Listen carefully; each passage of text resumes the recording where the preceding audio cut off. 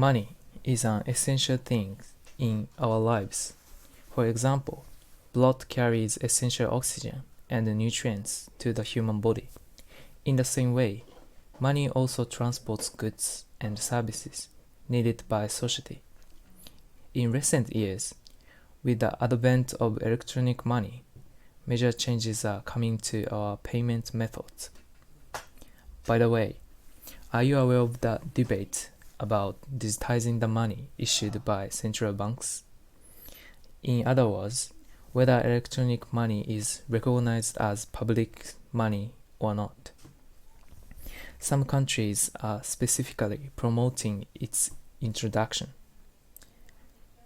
because it will be very convenient. However, there are concerns about the impact on private bank deposits and financial intermediation. For this reason, central banks in major countries, including Japan, remain cautious about introducing electronic money to the public. Nowadays, most digital payments are operated by private companies or individuals, but there is one exception. It's CBDC. This digital payment is actually publicly issued. It is different from other electronic money issued by private companies, individuals, and non-profit organizations. This time, we investigated how CBDC will affect society in the future. First, let me explain what CBDC is. CBDC is an abbreviation for Central Bank Digital Currency, and CBDC is said to meet the following three conditions. First, be digitized. Second, must be legal currency such as yen. Third, it is issued as a debt of the central bank. Next, we will explain how CBDC is different from other electronic money and cryptocurrencies. The biggest difference between CBDC and other currencies is that they are issued and managed by different operators.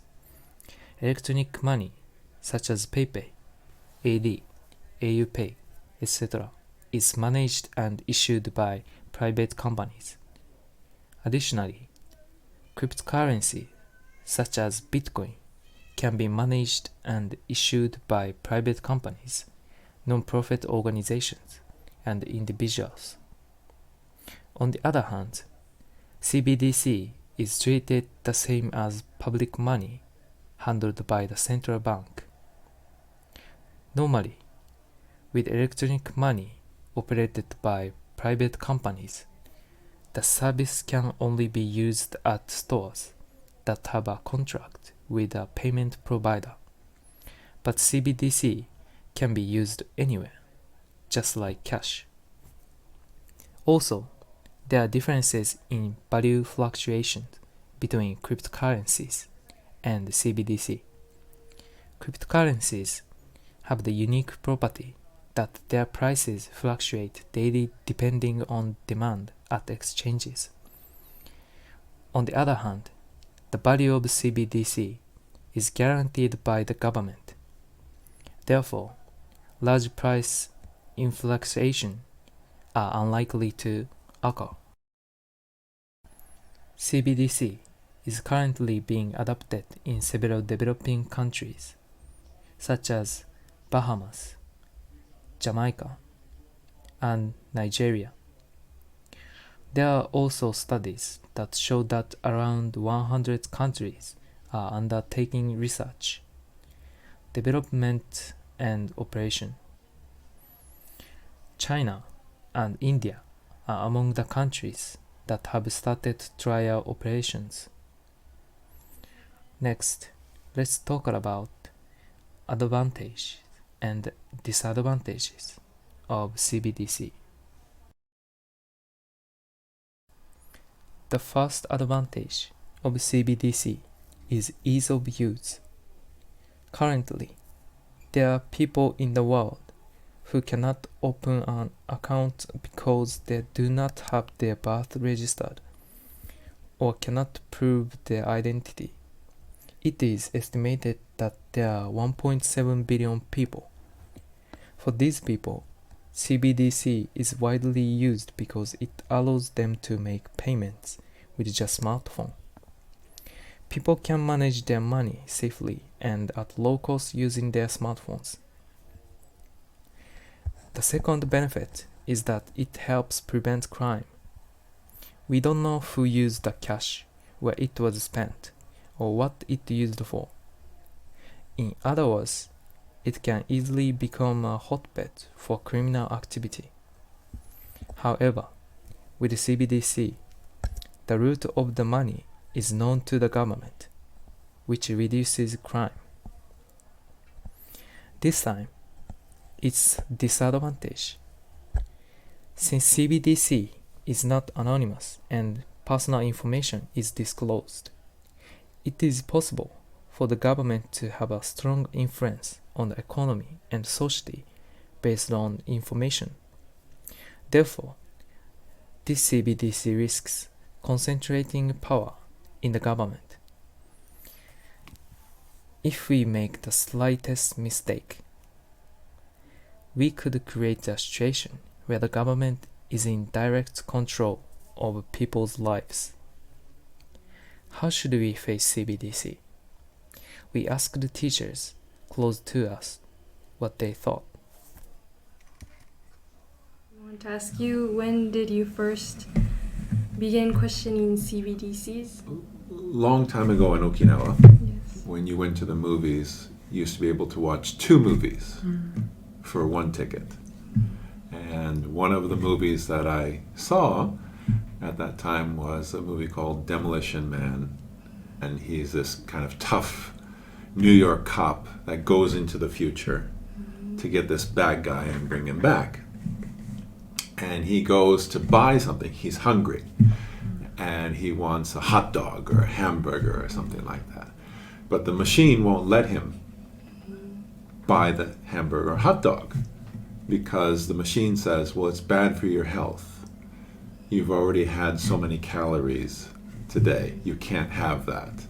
And so he gets angry, I think, and he punches the machine or something like that. So, anyways, he's saying, I'm going to eat what I want to eat, even if it's bad. That's my choice. But the machine is trying to override him, and it is overriding him because it controls the money. If you think about it, it's really horrible because it's his money, but he can't use it. He made the money and he can't use it for what he wants.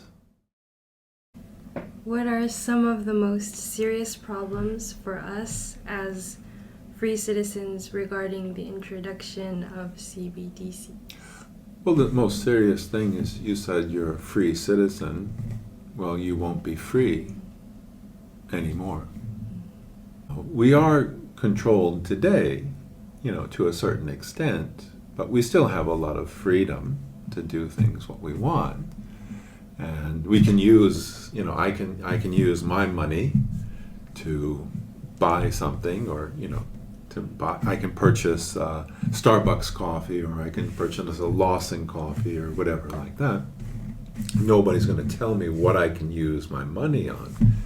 But with a CBDC, that's what it does. Do you think central banks want to push the CBDC technology on people? They want control. So there's a certain group of leaders, and they want control. Democracy is a messy business because you have to sit down with everybody. You have to talk about everybody's ideas. Everybody has different ideas, and you have to work out a solution. Now that's really, if you live in a small community, that's the best thing to do. But, when you get to a country level, it's, millions and millions of people, that's quite difficult. And the people at the top, they think that they know what's best. They don't know what's best, which is scary, but they think they know. And so they're going to say, well, I know what's best, so we're going to do this. And if you control what everybody can spend their money on, if they don't follow what you say, well then, sorry, you can't use your money.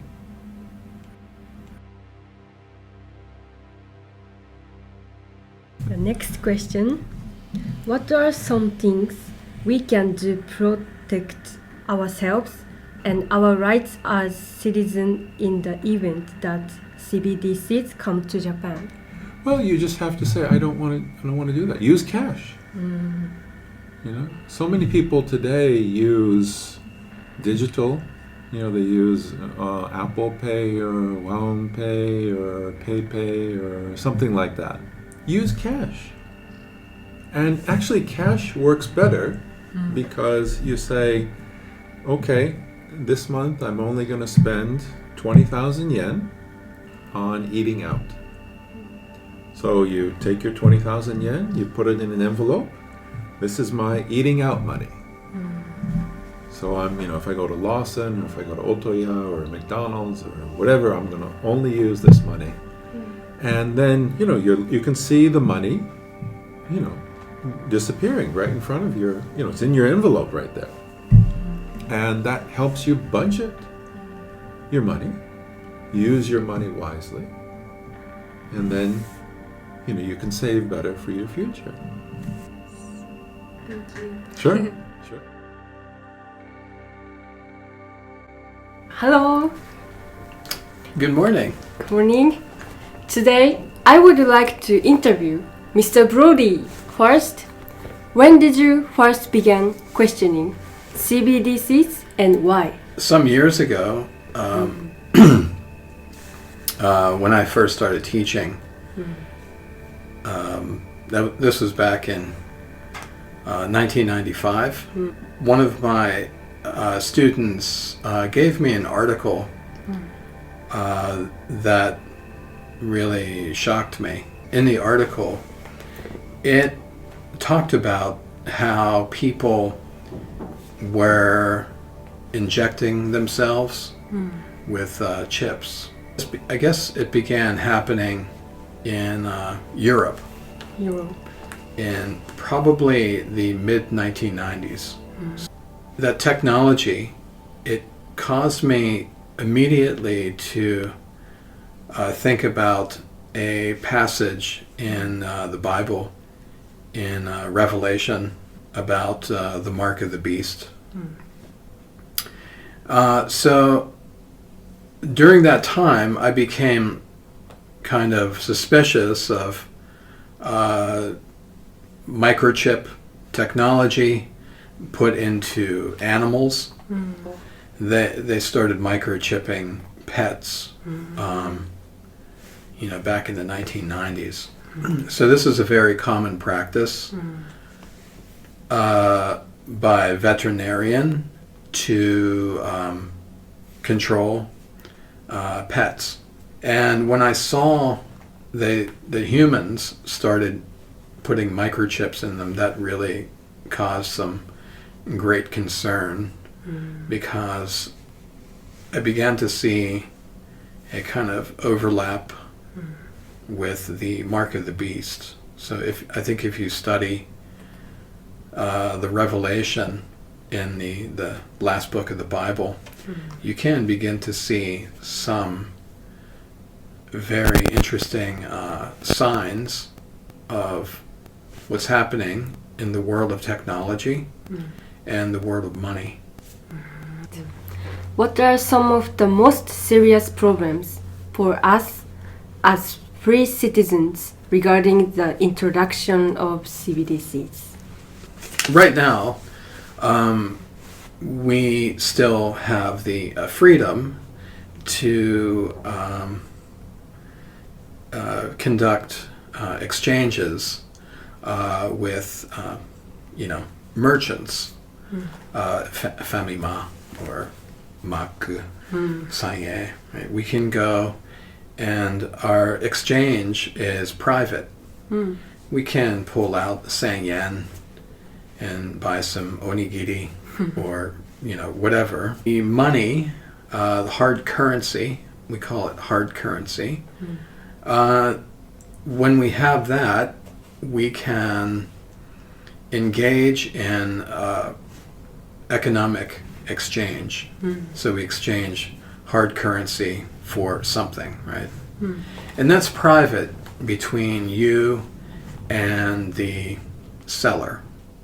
The greatest danger for this kind of technology is that privacy between you and the seller, it disappears. So you no longer have power over your ability to consume products because there's always another layer of surveillance over top of you, looking at what you buy, when you buy something, where you buy something, how you buy it, right? So economic exchanges, if CBDCs, if these are brought into society, then our sense of privacy as citizens, it goes away. We become kind of like slaves. The slave has no control over his or her agency, ability to move and to move freely in society. So the CBDC is kind of like a digital chain. It's like a handcuff. CBDC is really like a form of slavery to this new economic system that the people want to bring into existence. Yes. Why do you think central banks want to push the CBDC technology on people? Banks, if you study, if you study the history of the emergence of the central banking system, you can begin to see that the central banking system, which has control over, I think, 99% of the entire world, you can begin to see how banks want to control. They want total control over market transactions because that means money and power. So the central banking system, it issues money to governments. So governments are continually in debt to the central banking system. That's why we as citizens are indebted to the government, essentially. We're indebted to pay taxes. So the governments manage society and try to create jobs in order so that we can sell our labor. That's pretty much what we do as human beings. We kind of voluntarily sell our labor to the banks because the banks own everything. So increasingly, the central banking system wants to rule. They want to rule to govern our lives. Wow. And they are increasingly seeing that government is not necessary, that really we just need technocratic managers, people with expertise to run the sort of like computers that are now taking over. You know, many people are talking about AI, right? So like AI is a very big thing. It's starting to replace humans in many areas. So this is all a part of the system of control that is coming into place. The central banking system will obviously use AI to monitor all humans, all human transactions. Yeah. So that's why you see like surveillance cameras going up everywhere, facial recognition, biometric ID cards, you know, my number. All of this is tied into a kind of total control that the banking system wants. Yeah, so I guess the central bankers want to essentially be kings. They want to be the rulers of the earth. For me, that hasn't. So what I'm saying to you now, it's taken me 30 years to understand. You know, from reading and writing, doing research about the system that we live in. So I'm only saying this to you because of the many decades of study that I have been doing about how power, how it uses its influence to gain control over humans. What are some things we can do to protect ourselves and our rights as citizens in the event that CBDCs come to Japan?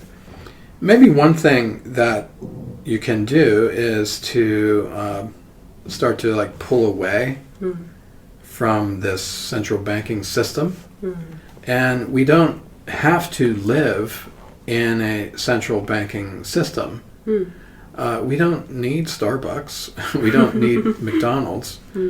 I believe that if we shifted our value, what we value, away from, you know, money, and we shifted it back to human beings, we can support one another. If people realize today, across Japan, if people realize it's not necessary to live in this central banking system, that we can, as human beings, we can support one another as fellow humans. We can, you know, live for other people. And I think that's like a very powerful message that we can communicate to the central bankers who want to wield total control. In order to do that, I think we have to change our values.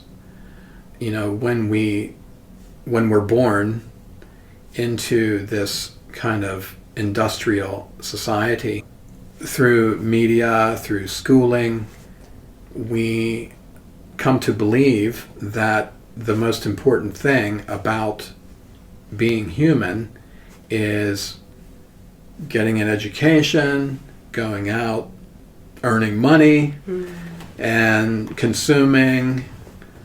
But that's not really what humanity is about. You know, human beings are much, much more than, you know, a job and McDonald's, and, you know, we're much more than that. If we can change our values and we can think about the incredible value that every human being has, we can begin to look more at the value of family, community, and society. And we don't need to enslave ourselves to this system. So I think that's a good way that we can like really protect ourselves as creatures, made in the image of God. So. Thank you for Mr. Brody. Okay. ありがとうございます。ありがとうございます。